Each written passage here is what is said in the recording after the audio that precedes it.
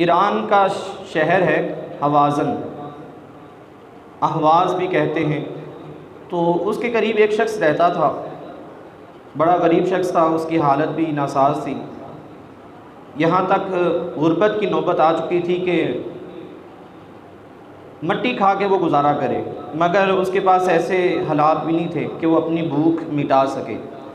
वो अपनी भूख का सिताया हुआ दिल में उसने ख़्याल किया कि मैं ऐसा करता हूँ कि उसने किसी से पैसे लेने थे या उसका कोई दोस्त था शहर में, तो उसने इरादा किया मैं शहर जाता हूँ और उससे रब्ता करता हूँ, उम्मीद है कि वो मेरे साथ तामुन करेगा। अब ये शख्स अपने घर से निकलता है तो रास्ते में जैसे आप शरको शरीफ जाएँ तो बेड़े पे आप गुज़रते हैं, शॉर्टकट रास्ता है, सड़क से भी जा सकते हैं। इसी तरह वो रास्ते में एक दरिया आता था, उसको अबूर करके वो आगे शहर में जाया जाता।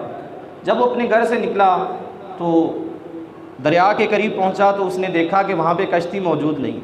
अब उसने दिल में ये गुमान किया कि ईरान के उस शहर में जाना मुनासिब नहीं है, अहवाज़ में जाना मुनासिब नहीं है, क्योंकि ये तो एक बुरा अमल हो गया, सामने से ही पहला काम ही गलत हो गया, कश्ती नहीं मिली। खैर भूख का सताया था, गुर्बत का सताया, उसने थोड़ी देर सब्र किया, एक कश्ती नज़र आई उसे। जब वो कश्ती में सवार हुआ तो उसने देखा कि उस कश्ती में छोटा सा सुराख है। अब वो परेशान हुआ कि ये भी इशारा मेरे लिए अच्छा नहीं है, कश्ती मिली है अल्लाह अल्लाह करके तो वो भी कश्ती ठीक नहीं है, तो मतलब ये है कि मामला ख़राब है। अब वजह वही थी कि मजबूर था, हालात इतने नहीं थे कि वो वापस पलट आए, उसको अपनी मौत नज़र आ रही थी, मरता ना क्या करता, वो कश्ती में बैठा। अब उस कश्ती के जो मला था, चलाने वाला कश्ती, उसका नाम क्या था? दियोज़ादा, अरबी में इसको शैतान बोलते हैं। उसने ये गुमान किया कि इसका नाम भी अच्छा नहीं, तीन जो शगुन हैं, तीन मामलात ऐसे हो चुके हैं जो बुरे हैं, मेरा जानना मुनासिब नहीं वहाँ पे, इशारा तो यही हो रहा है। फिर चौथे नंबर पे जब वो उस कश्ती से उतरा, उस इलाके पे पहुँचा, तो आपने देखा होगा ट्रेन से जब उतरते हैं तो कुल्ली होते हैं सामान उठाने के लिए, तो वहाँ पे भी सामान उठाने के लिए उसने एक शख्स को आवाज़ दी। जो शख्स उसकी तरफ लपका वो एक आँख से काना था, उसकी एक आँख सही नहीं थी।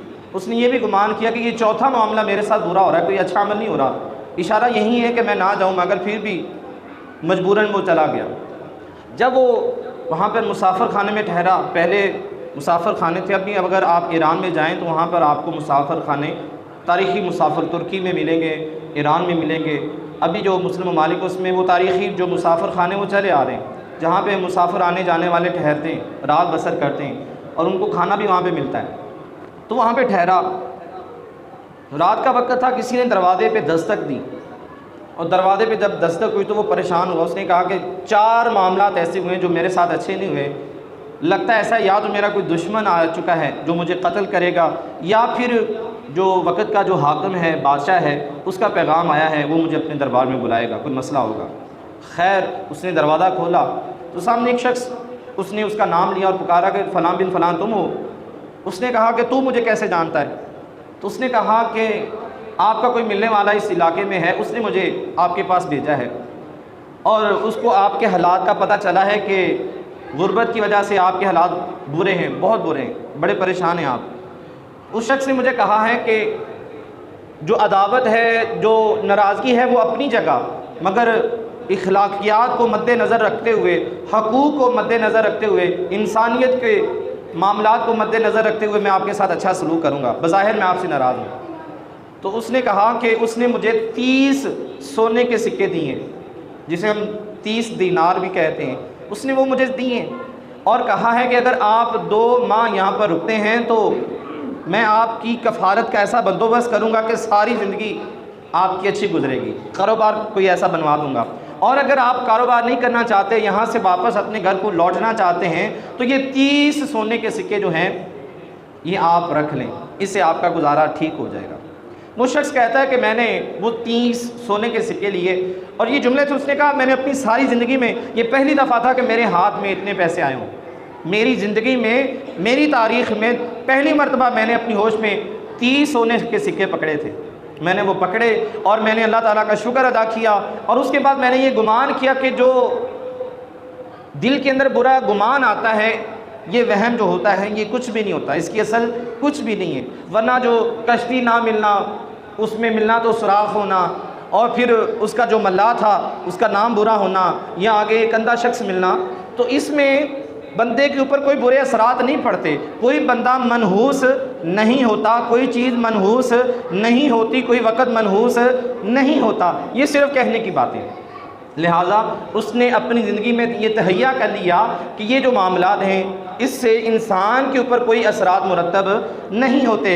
होता वही है जो अल्लाह ताला चाहता है, बस जो चाहता है वैसे ही होता है। और अगर वो ना चाहे तो बंदा जो मर्ज़ी कर ले, वो ऐसा अमल नहीं होता। आप देखें कुछ लोगों के यहाँ औलाद नहीं होती, वो उम्रा करने भी जाते हैं, उन्होंने पाकिस्तान का कोई दरबार भी नहीं छोड़ा, कोई पीर भी नहीं छोड़ा, हर जगह से तावीज़ लिए, मगर उनके यहाँ औलाद नहीं हुई।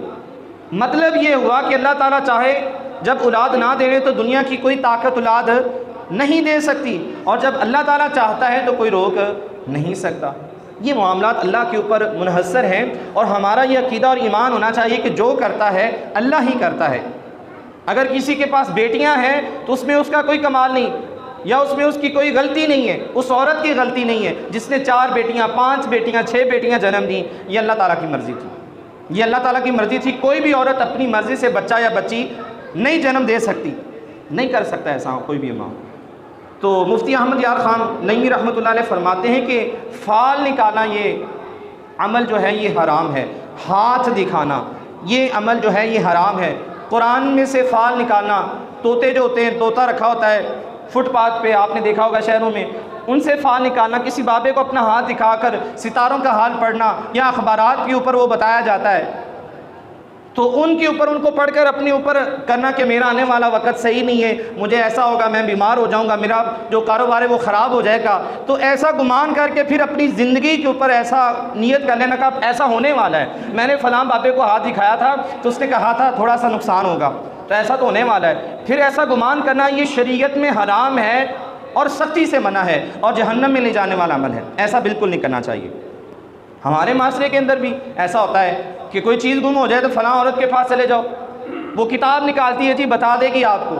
अगर ऐसा अमल होना शुरू हो जाए तो फिर ये थाने बंद हो जाएं, ये पुलिस वाले जो हैं ये ख़त्म हो जाए मामला, फिर ये बाबों का ही सिलसिला चलेगा कि फ़लाँ बाबा जी के पास चले जाएँ आप, और वो आपको बता देगा चोर कौन है, कत्ल किसने किया है, चोरी किसने की है, वो बुज़ुर्ग आपको बता देंगे।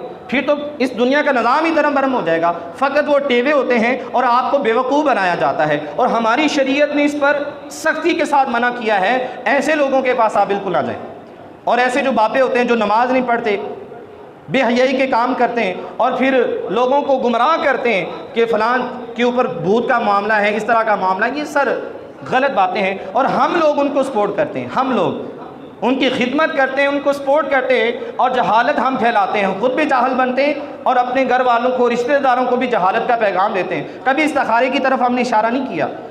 इस्तिखारे की इजाज़त आका अलैहिस्सलाम ने दी, सहाबा करते रहे।